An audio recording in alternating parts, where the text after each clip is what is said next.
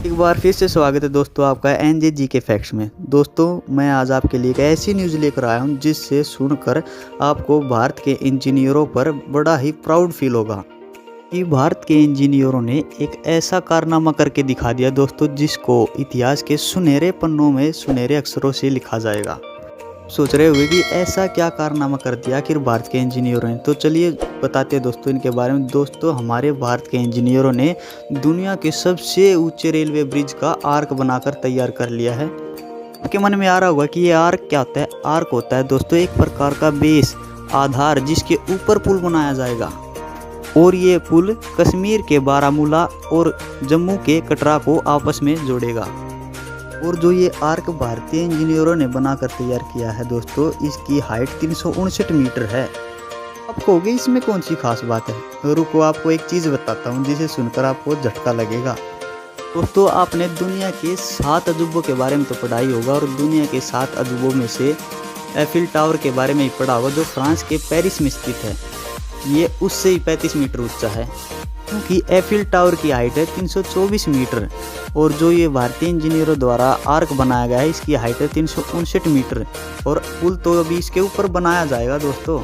तो अगर आप किसी कम्पिटिटिव एग्ज़ाम की तैयारी कर रहे हैं तो दोस्तों इसमें से 101% क्वेश्चन बनेगा, अभी नहीं तो भविष्य में आपसे पूछा जाएगा। मैं तो कहता हूँ दोस्तों इस वीडियो को बार बार देखना और मेरी कही गई बातों को नोट कर लेना। चलिए दोस्तों इस प्रोजेक्ट के बारे में थोड़ा गहराई से जान लेते हैं। दोस्तों इस प्रोजेक्ट को 2002 में राष्ट्रीय आवश्यकता घोषित कर दिया गया था, और जब ये पुल बनकर तैयार हो जाएगा तो इसकी लेंथ बताई जा रही है दोस्तों 1315 मीटर इसकी लेंथ होगी। दोस्तों इसको इतनी खूबसूरती से डिजाइन किया गया है, आपको सुनकर ही मज़ा आने लगेगा। तो चलिए इसकी खूबियों के बारे में जानते हैं दोस्तों। कि सबसे पहली खूबी तो ये है, अगर 266 किलोमीटर प्रति घंटा की रफ्तार से कोई तूफान भी आ जाता है तो भी वो इसका कुछ नहीं बिगाड़ पाएगा। और सुनिए दोस्तों, इसे जिस जगह पर बनाया गया है वहाँ पर आतंकी हमले ज़्यादा होते रहते हैं, इसलिए DRDO ने इस पर खुद ब्लास्ट टेस्ट किए गए हैं, यानी कि बम फोड़ कर देखे हैं कि इसको कुछ नुकसान होता है या नहीं, और उसमें भी इसने सफलता हासिल की है। और तो और इसे भूकंप के जोन 5 को ध्यान में रख कर बनाया है। अब आपके दिमाग में आया होगा कि ये भूकंप जोन 5 क्या है, तो चलिए आपको इसके बारे में भी बता देते हैं। दोस्तों भारत में भूकंप की संवेदनशीलता को ध्यान में रखते हुए इसे 4 जोनों में बांटा गया है। सिस्किम जोन 2, सिस्किम जोन 3, 4 एंड सिस्किम जोन 5। भूकंप के लिहाज से कई इलाके संवेदनशील इलाकों में आते हैं। इसमें सबसे ज़्यादा खतरनाक है सिस्किम जोन 5, जहां 8 से 9 तीव्रता वाले भूकंप के आने की संभावना रहती है। और सिस्किम जोन 5 में दोस्तों हमारे देश का पूरा पूर्वोत्तर इलाका आ जाता है।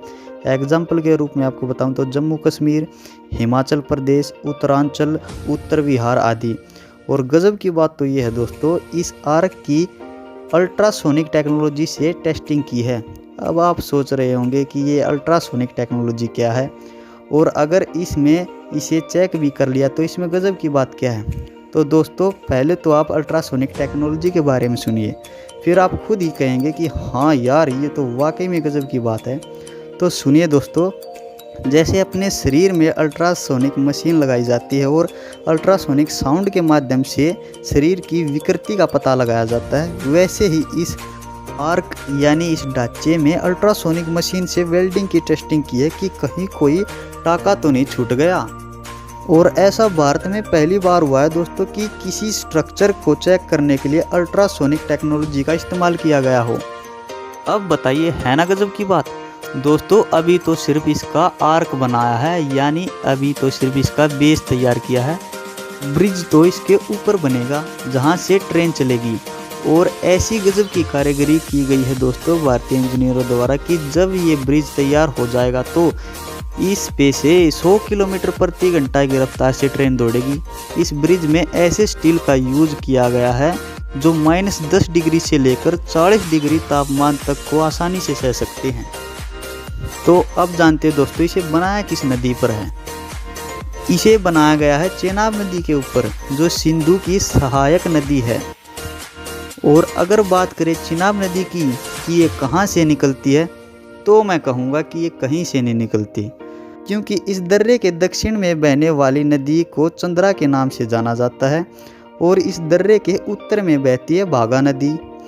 अंततः भागा दक्षिण में चारों ओर बहती है और टंडी गांव में चंदर से मिल जाती है और जब इन दोनों नदियों का मेल हो जाता है तब जाके चेनाब नदी बनती है।